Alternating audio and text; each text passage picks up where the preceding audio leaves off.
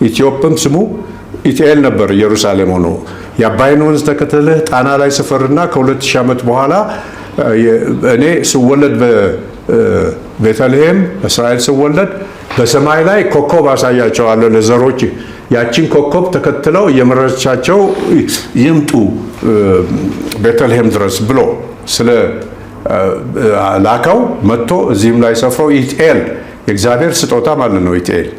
ኢትያኤል ደግሞ የንግሥት ሳባ እውነተኛ ስሟ ነው። ሳባ የከተማዋ የአያቷ ከተማ ስም ነው። ኢትያኤል ነው ስሟ። እቴጌ እትዬ የሚለው ሁሉ ከዚህ ነው የወጣው እና የሴቱ ኢትያኤል ይባላል። የእግዚአብሔር ሰጠኝ የእግዚአብሔር ስጦታ ማለት ነው። የወንዱ ኢትኤል የሚለው ስም ኢትዮጵ ይባል ቢጫ በሚለው ወርቅ ምክንያት ብሎት እግዚአብሔር ኢትዮጵ ተባለ። ኢትዮጵያ አሰኛት። አፍሪካን በሞላ ጥንት ላዕላይ ኢትዮጵያ ታህታይ ኢትዮጵያ ይባላል። ማፕ ላይ አለ። አሁን መርከበኞች ይዘው የሚዞሩት ላይ አሁን አፍሪካ የሚባለው ኢትዮጵያ ነው የሚለው አፐር ኢትዮጵያ ሎወር ኢትዮጵያ በእንግሊዝኛ ኦሽን ውቅያኖስ አሁን አትላንቲክ የሚባለው ኢትዮጵያን ውቅያኖስ ኢትዮጵያን ኦሽን ነው የሚለው ኢንዲያን ኦሽን ኢትዮጵያን ኦሽን ነው የሚለው እና በኢትዮጵያ ምክንያት ይሄን ስልጣኔውን ልጆቹን ልኮ በአፍሪካ ጫካ በነበረችበት ጊዜ አስፋፍቶ ኢትዮጵያ ተባለች መላው አፍሪካ እና ይሄ ሁሉ ታሪክ ነበረ። ነገ ጥቅምት 14 እጅግ በጣም በሚገርማችሁ ሁኔታ ይሄ ቅዱስ ጥምቀትን ወደ ኢትዮጵያ ያስገባ ነውና እኛ ኢትዮጵያውያን ልንረሳውና ልንዘነጋው የማይገባ ቅዱስ ሆኖ እያለ አብዛኞቻችን ግን አናውቀውም። ኢትዮጵያዊውን ጃንደረባ ቅዱስ ባኮስን ያጠመቀው ቅዱሱ ሐዋርያ ማን ነው? ሐዋርያው ቅዱስ ፊልጶስ። በዘመነ ሐዋርያት በዚህ ስም የሚጠሩ ሐዋርያት ወይም ደግሞ ቅዱሳን ሁለት ሲሆኑ አንዱ ከ12ቱ ሐዋርያት አንዱ ሲሆን አንደኛው እኛ ዛሬ የምናከብረው ደግሞ ከ72ቱ አርድእት አንዱ የሆነው የኖረውም ያደገውም በቂሳሪያ ሲሆን ባለትዳርና የ4 ልጆች አባት ነበር። የ4 ደናግላን ሴቶች አባት። እጅግ በጣም ይገርማል እኮ ጌታ መድኃኔዓለም ኢየሱስ ክርስቶስ ሲጠራው እንኳን 4 ልጆች ነበሩት። ከበዓለ 50 በኋላ ሊቀ ዲያቆናት ቅዱስ እስጢፋኖስ የሚመራው 7ቱ ዲያቆናት የ8000 ማህበር አባላት ሲመረጡም ከ7ቱ ዲያቆናት አንዱ ይሄ ቅዱስ ነበር። በሊቀ ዲያቆናት በቅዱስ እስጢፋኖስ መሪነትም ከቅዱስ እስጢፋኖስ ጋር ሆኖ 8000ን ማህበር አብሮ መርቷል። ቅዱስ እስጢፋኖስ ተገድሎ 8000 ማህበር ሲበተንም ይሄ ቅዱስ 4ቱ ልጆቹን አስከትሎ ወደ ሰማርያ ሄዷል። በዚያም ክፉና አስቸጋሪ መሰሪ ስምዖንን ጨምሮ የሀገሪቱ ሰዎች በሙሉ አሳምኖ አጥምቋል። ከዚያም ወደ ጋዛ መንገድ ይሄድ ዘንድ መንፈስ ቅዱስ አነሳሳውና ወደዚያ እየሄደ እያለ ለኢትዮጵያ ንግሥት ለህንደኬ በጅሮንዷ የሆነውን ቅዱስ ባኮስን አገኘው። ታዲያ ይሄ በጅሮንድ ወይም ደግሞ ጃንደረባም እንደ በግ ሊታረድ መጣ የሚለውን የነቢዩ ኢሳይያስን መጽሐፍ እያነበበ ነበር። ሐዋርያው ቅዱስ ፊልጶስም ጃንደረባውን የምታነበውን ታስተውለዋለህን? ትርጉሙ ይገባህልን? አለው። በዚህ ጊዜ ጃንደረባውም የሚያስተምረኝ ሳይኖር እንዴት ይገባኛል? አለው። ቅዱስ ፊልጶስም ይሄ የምታነበው የነቢዩ መጽሐፍ ስለ ጌታችን ስለ መከራውና ስለ ስቃዩ ስለ ዓለሙ ሁሉ ድህነት ስለሆነ ሞቱ የሚያወራ ነው አለው። በዚህም የተነሳ ይሄ ኢትዮጵያዊ ጃንደረባ ጌታችን አምላካችን ኢየሱስ ክርስቶስ የልዑል እግዚአብሔር ልጅ እንደሆነ አምኖ በቅዱስ ፊልጶስ እጅ ከወንዝ ውሃ ውስጥ ገብቶ ተጠመቀ። መንፈስ ቅዱስ መጥቶ ቅዱስ ፊልጶስን ነጥቆ ወስዶታል። ከዚህም በኋላ ቅዱስ ፊልጶስ ወደ አዛጦንና ወደ ቂሳሪያ ሄዶ ወንጌልን በመስበክ ብዙ ሰዎችን ወደ ክርስትና መልሷል። አስቸጋሪዎቹን ከአይሁድና ከሳምራውያንም እንኳን ብዙዎቹን ወደ ክርስትና የመለሰ ሲሆን ወንጌልን አብሮት የሚሰብኩና የሚያግዙትም ደግሞ 4ቱ ደናግላን ሴቶች ልጆቹ ነበሩ። በጣም አይገርማችሁም? ይሄ ቅዱስ መጽሐፈ ስንክሳር ላይ በመልካም ሽምግልና እንዳረፈ ሲናገር፣ አንዳንድ መጽሐፍት ላይ ደግሞ በሰማዕትነት እንዳረፈ ይገልጻሉ። ይሄ ቅዱስ ኢትዮጵያ ውስጥ ብዙ ቤተክርስቲያኖች ሊኖሩት ሲገባ አዲስ አበባ ላይ አንድ ቤተክርስቲያን እንዳለው አውቃለሁ። ባህር ዳር ላይም እንደዚሁ መስቀል አደባባይ ላይ አንድ ቤተክርስቲያን እንዳለው አውቃለሁ። አዎ አዲስ አበባና አካባቢዋ ላይ ላላችሁ ሰዎች ግን በ1978 የካቲት 20 ቀን ከ20 በላይ ጳጳሳት በተገኙበት ቤተክርስቲያኑ ተሰርቶ ቅዳሴ ቤቱ የከበረለት የታላቁ ሐዋርያ የቅዱስ ፊልጶስ ቤተክርስቲያን ኮልፌ አጠናተራ ደብረ ምጥማቅ ቅዱስ ፊልጶስ ቤተክርስቲያን ብላችሁ ሂዳችሁ ማክበር ትችላላችሁ። አዎ ኮልፌ አጠናተራ ደብረ ምጥማቅ ቅዱስ ፊልጶስ ቤተክርስቲያን አዲስ አበባ ላይ ብቸኛው ነው ተብሎ ይታሰባል። ሌሎች ካሉ ኮሜንት ላይ እንነጋገርበታለን ማለት ነው።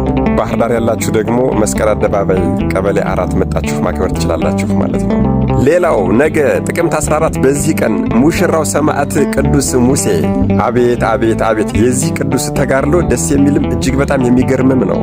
በሮም ከተማ በምጽዋትና በጾም ከተቃኙ ቤተሰቦቹ ተወልዶ መጽሐፍትን ተምሮ ካደገ በኋላ በተክሊል አጋቡት።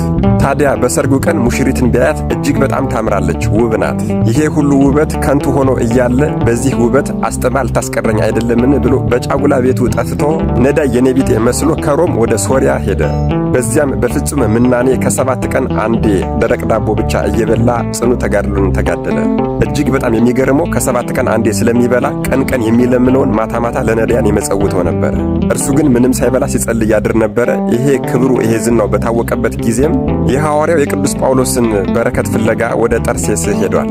ነገር ግን የእግዚአብሔር ፈቃድ ነውና ጥቅልል ነፋስ ወይም ደግሞ አውሎ ነፋስ መርከቢቱን አማትቶ ወደ ሮም ወደ ሀገሩ መለሰው።